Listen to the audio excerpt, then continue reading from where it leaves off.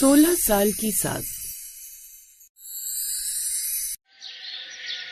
काजल की सास रमा बहुत ज्यादा बड़बोली थी। पोता पोती होने के बाद भी रमा अपने आप को दादी मानने को तैयार नहीं थी। जब भी रमा कहीं आती जाती तो ऐसे तैयार होती मानो कोई 16 साल की लड़की हो। पीठ पीछे तो सब हंसते थे पर मुंह पर झूठी तारीफ करते थे। वैसे कुछ भी कहो रमा, तुम आज भी सुंदरता में पूरे मोहल्ले की लड़कियों को फेल करती हो। बिल्कुल सही कहा शीला तूने। रमा, हम तो अब बूढ़ी दिखाई देती हैं, पर तुम्हारे काले बाल, ये मेकअप तुम्हारी उम्र को छिपा देते हैं। सहेलियों की बात सुनकर रमा ऐसे शर्मा जाती थी जैसे कोई नई नवेली दुल्हन हो। अरे थैंक यू। वैसे इस बार मैंने भूरा रंग करवाना था बालों में, पर सैलून वाले ने गलती से काला रंग कर दिया। अच्छा मैं चलती हूँ। रमा के जाते ही दोनों पड़ोसन हंस पड़ी। धीरे धीरे अपनी झूठी प्रशंसा सुनकर रमा में घमंड आने लगा। अब वो खुद को और भी जवान और कम उम्र की समझने लगी। दादी आइसक्रीम खानी है। दादी सुनो। अरे कौन दादी?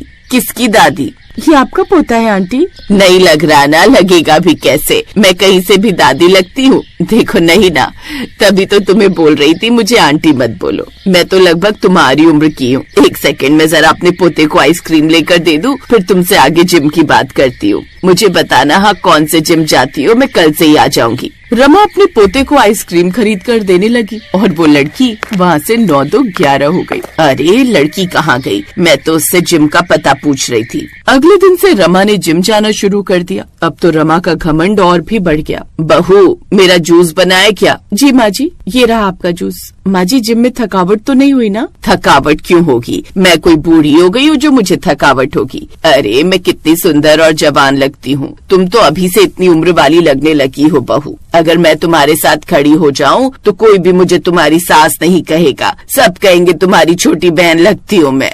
रमा कुछ ज्यादा नहीं हो गया ऐसा? हर बात में तुम यही कहती हो कि तुम बूढ़ी नहीं हो, जवान हो। ये सब कहने की क्या जरूरत होती है? ऐसा तुम बार बार अपने आप को छोटी बताओगी तो क्या आगे सलोनी की शादी में दिक्कत नहीं आएगी? सलोनी की शादी से मेरी इस बात का क्या जोड़? जोड़ है रमा। सलोनी को देखने के लिए जब लड़के वाले आए थे, तुमने सलोनी की प्रशंसा करने की जगह अपनी प्रशंसा ज्यादा की। तुम बार बार लड़के वालों को यही कह रही थी कि तुम्हारी उम्र कम है, तुम्हारी उम्र अभी सास बनने वाली नहीं है। बताओ क्या ये सब सही है? पोते पोतियों वाली हो गई हो, इस बात को स्वीकार कर लो। तुम्हारे पोते पोती तुम्हें दादी कहते हैं तो तुम्हें बुरा लगता है, मुझे सब पता है। अरे रमा, उम्र हमारे जीवन का सत्य है, जो बढ़नी ही है उसे बढ़ने से कोई रोक नहीं सकता। इसलिए सत्य को अपना लो और बढ़ती उम्र के साथ समझौता कर लो। रमा ने अपने आप को शीशे में देखा तो उसे महसूस हुआ कि सचमुच अब उसकी उम्र 60 साल की हो गई है। अब रमा को अपनी बढ़ती उम्र से डर लगने लगा। एक दिन रमा बाजार गई तो काफी देर तक नहीं लौटी। काजल को चिंता होने लगी। हेलो सुधीर जी, माँ जी सुबह से घर पर नहीं है। आपको कुछ बताकर गई थी? पापा जी को भी नहीं पता कि कहाँ गई हैं। मुझे उनकी चिंता हो रही है।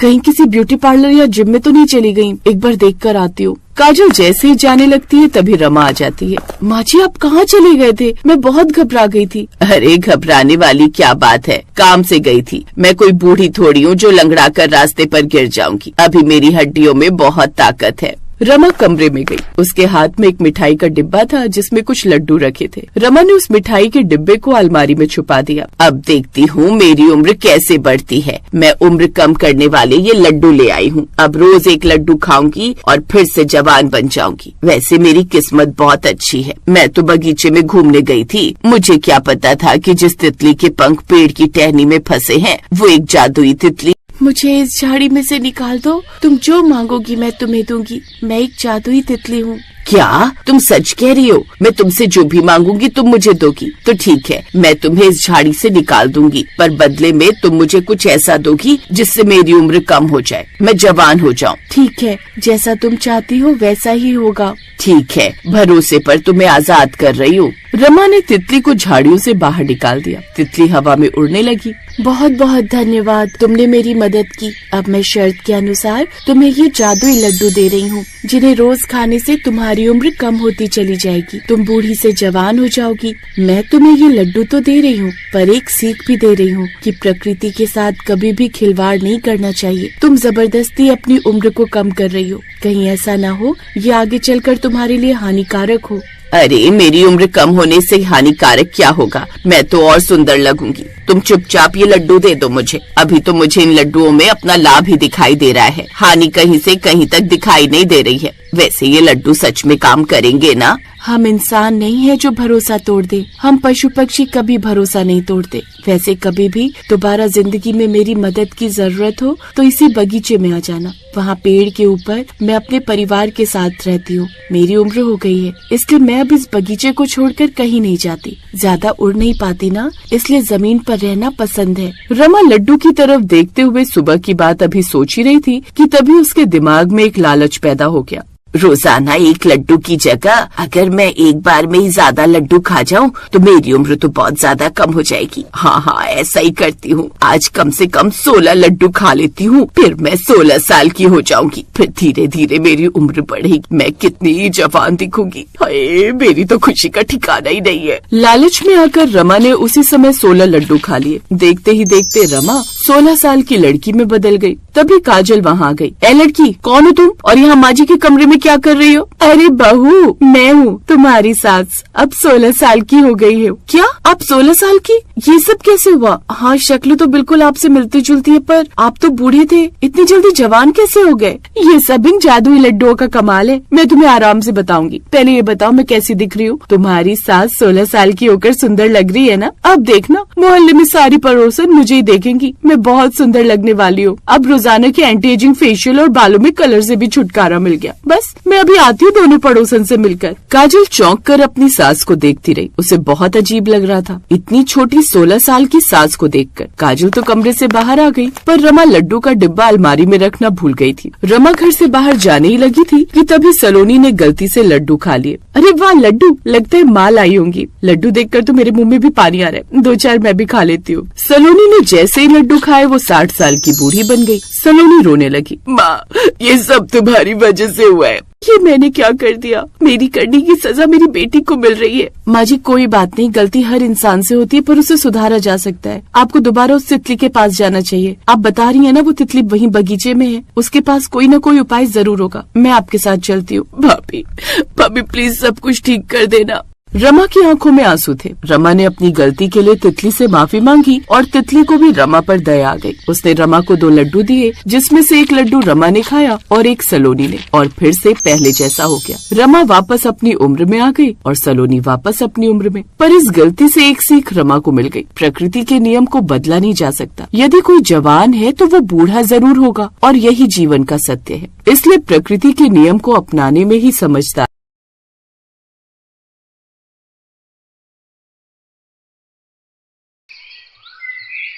राहुल और प्रीति आज एक रेस्टोरेंट में मिलने वाले थे। प्रीति राहुल का इंतजार कर रही थी। कुछ देर बाद राहुल आया। सॉरी प्रीति, मुझे आने में थोड़ी देर हो गई। वो मम्मी से बात कर रहा था, उन्हें कुछ दवाइयाँ मंगवानी थी। क्या हुआ मम्मी जी को? उनकी तबीयत तो ठीक है ना? हाँ, मम्मी तो ठीक है। वो बस उनकी बीपी और थायराइड की दवाई चलती रहती है। अच्छा सुनो, मम्मी मना कर रही है, रोके में वो नहीं आएंगी। क्या? मम्मी जी रोके में नहीं आएंगी? ऐसा कैसे हो सकता है राहुल? हमारी जिंदगी की नई शुरुआत होने वाली है। हमारा रोका होगा और मम्मी जी नहीं होंगी तो मुझे तो बिल्कुल भी अच्छा नहीं लगेगा। लाओ मेरी मम्मी जी से फोन पर बात कराओ, मैं उनसे बात करती हूँ। देख लो कोशिश करके, वैसे मुझे लगता नहीं कि मम्मी मानेंगी। हेलो मम्मी, ये प्रीति आपसे बात करना चाहती है। हेलो, नमस्ते मम्मी जी। मैं आपसे बहुत नाराज हूँ। मैंने तो आपको मम्मी भी बोल दिया है, पर आपने मुझे शायद अपनी बहू नहीं माना, इसीलिए तो आप मुझसे मिलने नहीं आ रहे हो। आपने तो सिर्फ मेरी फोटो देखी है, रियल में तो मैंने आपको नहीं देखा और आपने मुझे नहीं देखा। मम्मी जी, मुझे राहुल कह रहे हैं कि आप आ ही नहीं रहे हो। क्या मैं आपको पसंद नहीं हूँ, इसीलिए आप मुझे देखने नहीं आ रहे हो ना? नहीं, ऐसी बात नहीं है प्रीति। वो क्या है ना, मुझे शर्म आती है। मैं ना बहुत भारी भरकम हूँ, कहीं कोई मेरा मोटापा देखकर मजाक ना उड़ाए, इसलिए मैं बहुत कम बाहर आती जाती हूँ। शरीर भारी है ना, ज्यादा चला भी नहीं जाता। प्रीति अपनी होने वाली सास की सारी बातें सुन रही थी। मम्मी जी, व्यक्ति का मन सुंदर होना चाहिए, और जहाँ तक मैं जानती हूँ आप तन और मन दोनों से बहुत सुंदर हो। मैं आपका वेट करूंगी, प्लीज आप जरूर आना। प्रीति की सास बहुत मोटी थी। कारण था थायराइड और बीपी की बीमारी, जिसकी वजह से शरीर हद में भारी हो गया था। कुछ दिनों बाद प्रीति का रोका था। सब लोग बहुत तैयारी कर रहे थे। राहुल ने प्रीति को कुछ ऐसा बताया था, इसके हिसाब से प्रीति को अपनी सास के लिए कुछ अरेंजमेंट्स करने थे। मम्मी, वॉशरूम में से वॉशिंग मशीन बाहर रखनी होगी और थोड़ा स्पेस बनाना होगा वॉशरूम में। राहुल बता रहे थे मम्मी जी को वॉशरूम जाने में दिक्कत ना हो, क्योंकि हमारा बाथरूम छोटा है, हमें उनके हिसाब से जगह बनानी होगी। और पापा ये वाला सोफा तो छोटा रहेगा, एक काम करते हैं यहाँ पर सोफा कम बेड रख देते हैं, उसकी चौड़ाई ज्यादा है। प्रीति, अभी तक तो तूने अपनी सास को देखा तक नहीं है। तेरी और राहुल की लव मैरिज हो रही है, इसलिए हमने भी तेरी सास को नहीं देखा। वो तो आज सब आ रहे हैं तो हम पहली बार मिलेंगे। पर क्या सच में तेरी सास बहुत भारी भरकम है क्या? हाँ मम्मी, राहुल ने बताया था कि मम्मी जी का वेट 120 किलो है। वो उन्हें बीमारियां लग गई हैं और अब उसके बाद से वो बैठी ही रहती हैं, कोई काम नहीं करती, इसलिए उनका वजन और बढ़ रहा है। अब अभी तो मैंने उनको कुछ नहीं कह सकती ना, बाद में देखती हूँ, क्या पता वजन कम हो जाए। तभी कहते हैं शरीर का चलते फिरते रहना सही होता है। ज्यादा बैठने से बीमारियां शरीर में घर कर लेती हैं। पर ये बड़े घर के लोग ना काम वालियों के भरोसे सारे काम छोड़ देते हैं, खुद से एक गिलास पानी कभी उठाकर नहीं पीते। अरे उर्मिला, थोड़ा धीरे बोलो, अचानक आ गए तो अच्छा नहीं लगेगा। जानकी बहन, अभी कुछ देर पहले मैंने उर्मिला को समझाया, अब तुम शुरू हो गई। और प्रीति की होने वाली सास है वो, थोड़ा तो कम बोलो, इस बात को यहीं खत्म करो। मैं नाश्ते का सामान लेकर आता हूँ, तब तक तुम लोग ड्राइंग रूम सेट कर लो। सब लोग प्रीति की सास के आने का इंतजार करने लगे। शाम के समय प्रीति की गली के बाहर एक कार आकर दिखी। राहुल के पापा और राहुल गाड़ी से बाहर निकले। पापा, प्रीति की गली पतली है, कोई नहीं, आराम से धीरे धीरे सुधा निकल जाएगी। क्यों सुधा, कोई दिक्कत तो नहीं होगी? नहीं, दिक्कत तो नहीं होगी, पर थोड़ा धीरे धीरे चलूंगी। गली के साइड में नालियां है ना, डर लगता है। आप टेंशन मत लो मम्मी, मैं हाथ पकड़ लूंगा। राहुल की मम्मी गाड़ी से बाहर निकली। सचमुच उनका शरीर बहुत भारी था, हद से ज्यादा पेट निकला हुआ, शरीर भारी भरकम, मानो शरीर ने चलना ही छोड़ दिया हो। तभी कहता हूँ सुधा, थोड़ा बहुत चला करो। तुम हो कि एक जगह पर बैठ जाती हो, सारे काम तुम नौकर नौकरानियों से करवाती हो, तभी तो शरीर खराब हो गया। मैं इसीलिए नहीं आ रही थी, वो तो प्रीति ने मुझे जोर दिया, इसलिए मैं घर से निकल आई। मुझे पता था मैं थोड़ा सा भी घर से बाहर निकलने की कोशिश करूंगी और मुझे परेशानी होगी तो तुम मुझे ताने दोगे। पापा मम्मी प्लीज यहाँ मत झगड़ा करो, आज मेरा रोका है, आज के दिन तो मत बहस करो। आइए आइए भाई साहब, नमस्ते बहन जी। नमस्ते बेटा राहुल, जीते रहो, खुश रहो। आने में कोई तकलीफ तो नहीं हुई ना? हमारी गली थोड़ी छोटी है। नहीं नहीं, गली छोटी है तो क्या हुआ, आप लोगों का दिल तो बड़ा है ना। ये भी आपने खूब कही भाई साहब। आइए, बस वो सामने ही घर है। प्रीति के पापा उन्हें घर ले गए। दरवाजे पर प्रीति की मम्मी और बुआ खड़ी हुई थी। प्रीति के घर का दरवाजा भी थोड़ा छोटा था और दरवाजे पर चौखट की सीढ़ियां भी ऊंची थी। भारी शरीर के साथ प्रीति की सास बहुत मुश्किल से चौखट की सीढ़ियां तो चढ़ गई, पर घर के दरवाजे के अंदर घुसने में उन्हें बहुत तकलीफ हुई। खैर, बड़ी मुश्किल से वो घर के अंदर पहुंची। प्रीति की सास को बहुत झिझक हो रही थी, बहुत शर्मिंदगी भी महसूस हो रही थी। सब लोग अंदर पहुंचे तो सबने उन्हें बिठाया। राहुल ने प्रीति को मैसेज में बताया कि उसकी मम्मी थोड़ी परेशान हो रही है। प्रीति सबके लिए चाय नाश्ता लेकर आई। प्रीति, जा अपनी सास के पास जाकर बैठ। जी बुआ जी। बुआ जी, वो चाय जो मैंने एक कप अलग रखी है वो कम चीनी की है। कम? पर हम लोग तो बहुत मीठी चाय पीते हैं। बुआ जी, ये चाय आंटी जी के लिए है। आंटी जी घर पर कम चीनी की चाय पीती हैं, मुझे राहुल जी ने बताया था। थैंक यू बेटा। हाँ, शरीर भारी है, इस वजह से मैं चीनी कम लेती हूँ। मेरी वजह से सबको बहुत परेशानी हो रही है, भाई साहब को, भाभी जी को और तुम्हें भी। नहीं नहीं बहन जी, कैसी बातें कर रहे हो, आज इन बच्चों के लिए बड़ा दिन है। आपका आना तो हमारे लिए सौभाग्य की बात है। मम्मी बिल्कुल ठीक कह रही हैं आंटी जी, आपके आने से हमें क्यों परेशानी होगी, आप इतने अच्छे तो हो। अगर अच्छी हो तो मम्मी क्यों नहीं बोल रही, आंटी क्यों बोला? भाई वाह, अब तो तुम्हारी सास ने ओके कह दिया। चलो फिर तो रोके की रस्म शुरू करते हैं। राहुल मैसेज में प्रीति को थैंक यू लिखता है क्योंकि प्रीति ने अपनी सास के साथ खुलकर बात की, उन्हें बहुत प्रोत्साहित किया, उनके पास बैठी रही और उन्हें बिल्कुल भी महसूस नहीं होने दिया कि उनकी वजह से किसी को असहज महसूस हो रहा है। राहुल और प्रीति के रोके की रस्म शुरू होती है। ढेर सारी खुशियों के साथ प्रीति और राहुल की शादी की डेट फाइनल हो जाती है। शादी से पहले प्रीति ने अपनी सास का खूब ख्याल रखा। अब तो सुधा भी बेझिझक प्रीति से मिलने आ जाती थी या कभी प्रीति उन्हें मार्केट में मिल जाती। मैं और शादी में लहंगा बिल्कुल नहीं प्रीति, मेरा शरीर देखो, क्या मुझ पर लहंगा अच्छा लगेगा? क्यों नहीं मम्मी जी, आप पर लहंगा बहुत अच्छा लगेगा। आखिर आपके बेटे की शादी हो रही है और लहंगा तो आपका पहनना बनता ही है। आपको पता है मम्मी भी लहंगा ही पहन रही है, क्यों मम्मी? हाँ हाँ बहन जी, बिल्कुल, प्रीति ने मुझे भी जबरदस्ती लहंगा ही खरीद कर दिया है। अब तो आपको भी लहंगा ही पहनना पड़ेगा। मम्मी जी, मेरी एक फ्रेंड ड्रेस डिजाइनर है, वो हर तरह की फिटिंग के कपड़े सिलती है। मैं उसको कहूंगी वो आपके साइज का एक बहुत सुंदर सा डिसेंट सा लहंगा सिल देगी। हमारी प्यारी मम्मी जी बहुत सुंदर लगेंगी, सबसे सुंदर। प्रीति की बातें सुनकर उसकी सास की आंखों में खुशी के आंसू आ जाते हैं और वो प्रीति को गले लगा लेती है। इससे पहले कभी भी सुधा के लिए किसी ने इस तरह बात नहीं की। सबने सुधा के शरीर का मजाक ही उड़ाया, पर प्रीति की बातों ने सुधा को एक नई उमंग दी। खूब धूमधाम से शादी हुई। सुधा ने लहंगा पहना और सचमुच सबको यकीन ही नहीं हो रहा था कि प्रीति की सास, जो भारी भरकम शरीर वाली थी, आज लहंगा पहनकर इतनी सुंदर लग रही थी कि सबने बहुत तारीफ की। शादी के बाद प्रीति जब ससुराल आई तब उसने अपनी सास की बहुत केयर करनी शुरू की।